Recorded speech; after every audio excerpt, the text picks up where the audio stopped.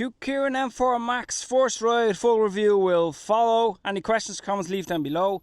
First of all, let's see what a little off-road track can do. We are of course at a full charge. We're on the fastest mode possible, which is of course sport mode.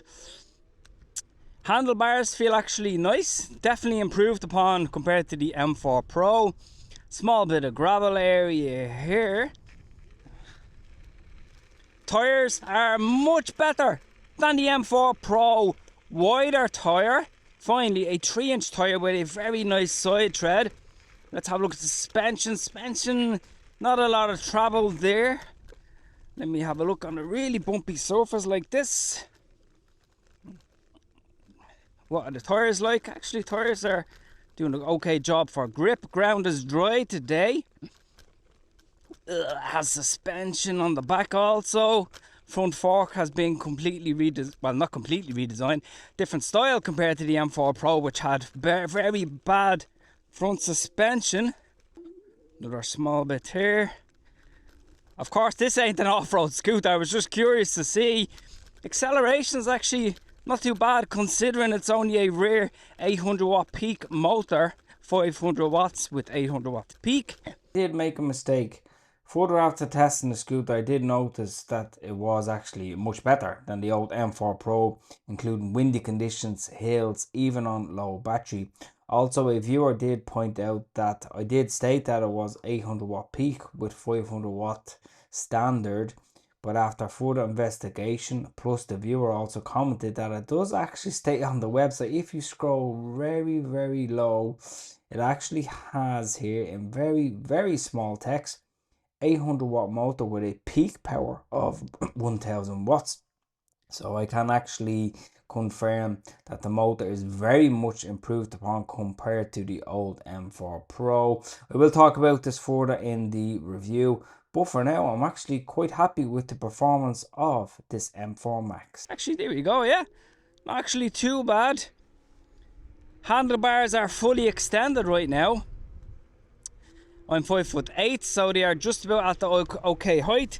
Deck space quite generous compared to the M4 Pro.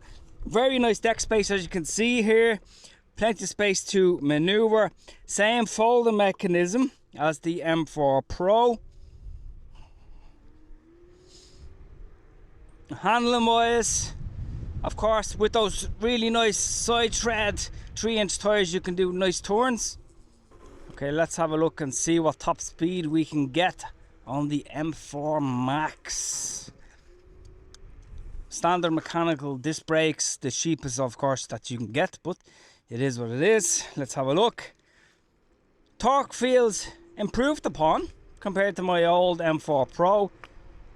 So definitely a bit more of an improvement there. I definitely like more the handlebar feel. 42. Have to just come to a stop here. Let me just try again.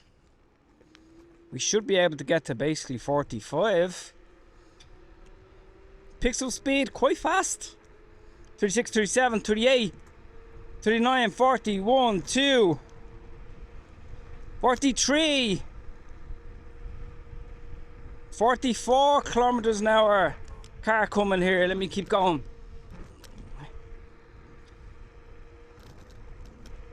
42, 43, 44.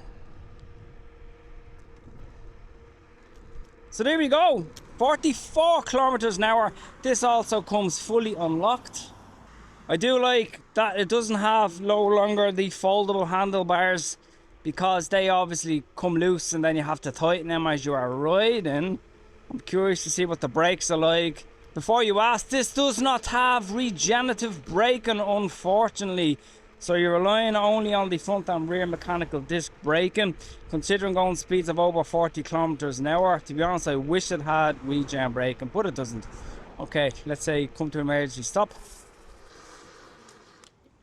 Yeah, actually the brakes do actually an okay job. Hill climbing, that time will tell. Let me just see. Does have a horn. It also has of course built-in indicators, left, right. It has of course lights. Not a lot of noise coming from the front suspension, because on the old M4 Pro, if you never rode it, the front suspension could bottom out very easy and you would get an enormous banging sound. And it was very hard. Trust me, I tried to improve that suspension by putting a dampener in it, but it didn't really do anything. Absolutely waste of time. City commuting handlebars are not too wide, so it's comfortable enough, I guess you could say, going in and out of traffic. Like here, for example, you can just about get between the cars. It's not too high off the ground, but definitely you can feel. It's so nice to actually see Kukirin improve their tyres, because the M4 Pro was prone to punctures, especially on the back wheel, because the tyres were very soft walled, and the treads, it just wasn't good. It was an absolute flipping nightmare trying to change the tube on that scooter, so hopefully this one ain't too bad. Only thing I would say is, if you are around 6'1", 6'2", this probably wouldn't be suitable for you, and that's because of the handlebar height. It's just not there, so you definitely need to keep that in mind. I have not seen a seat for this scooter yet, but there probably will be one, to be honest, at some point. So let me just see. Here's the bump here. Let's go over it as fast as possible, see if we can bottom out. Oh, actually actually not too bad. Went over that very smoothly. Can I, you know, it's not soft suspension at the front, it's kind of medium, not firm, but kind of a medium bit of traveling.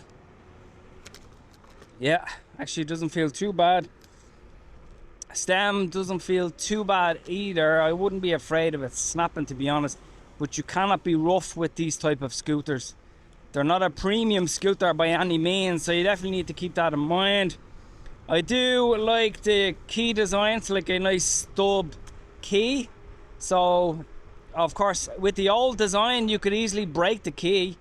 So with this, it's nice and flush to the display, as you can see here. So quite a nice design. Display is actually pretty basic. It's not fancy at all. I will have a look actually to see, basically, is there any P settings to this scooter? Can you customize it in any way? I'm not too sure. You can see here, grips are actually nice grips on this, nice curvature to the handlebars, and of course you do have zero start on this, but I'd say you could easily disable zero start if you don't want it. And you have the latest design as well, these type of indicator horn light switch from Kukirin that they seem to be adopting pretty much on the majority of their electric scooters.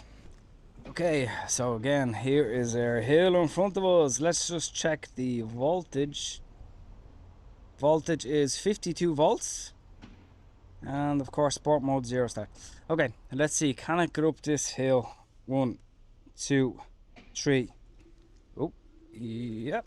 We are going. We are going. 10, 11, 14. It's actually pulling us up, no problem. 20. Oh, bit of lag coming from there. Oh. Scooter felt a little bit jumpy there for some reason. Why is that? Let me just check the brakes. Oh. Yeah, definitely if you're going higher speed, be careful using your brakes. Let me just check again. For some reason, that was so strange. The scooter felt like it was accelerating and de-accelerating. Let me just try again. Okay, let's try one more time. See what was going on there. Then I'll try it on the second hill. Zero start sport. Okay, it's accelerating. It's accelerating. Now it's kind of de-accelerating. Now accelerating. Now that's it's like it's accelerating then pulling back for some reason. I hope that it's not too much stress on the controller. Why is that happening? That's very, very strange. I've only had that on a few scooters. Let me try on, there's another hill around there. Actually, let me just show you the lights very, very quickly. Lights are pretty cool on this actually. So you actually have front lights here, and then you have this light here as well. It's actually not too bad. Same at the back, you have these orange lights plus this LED bar here. Indicators flashing there. Plus, unfortunately, it has underglow lighting, which I hate. I hate underglow lighting. I'm gonna see if I can turn that off, because in my opinion it draws way too much attention. Okay, this hill I'll do it on a bit more of a flat surface, then I'll see what it's like pulling me up. So 1, 2, 3, let's go. Pulling us up no problem on this hill. It's accelerating, accelerating, accelerating, accelerating, accelerating. Well, okay, it actually seems to be okay there. I'm gonna do it one more time, add more of an incline on this hill. Definitely use both brakes if you need to come to a stop. The tires have more than enough tread. Let me stress test this again on an incline. Okay, we're at an incline here, let's go.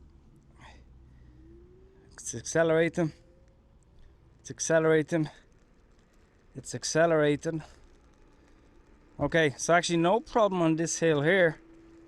So I'm gonna have to test that further, and of course come to a conclusion in the full review. So I hope that's not much of an issue. I hope the controllers are okay, because on the old M4 Pros the controllers were up here and the battery was actually here, and there was a lot of heat building up, and sometimes the controllers will actually just overheat and blow. On my old M4 Pro I actually put thermal padding on it, so I never had an issue with the controller on my old M4 Pro. Hopefully that won't be an issue on this latest M4 Max model. But overall, definitely an improvement upon the old M4 Pro. And the stem seems to be better here. Nice clean welds around the corner. Reflectors, of course, same fold mechanism. But overall, never really had an issue on my old M4 Pro with this type of style. But time will tell. So if you have enjoyed this video, please give it a like. Any questions, comments, post them below. And I'll talk to you in the next video.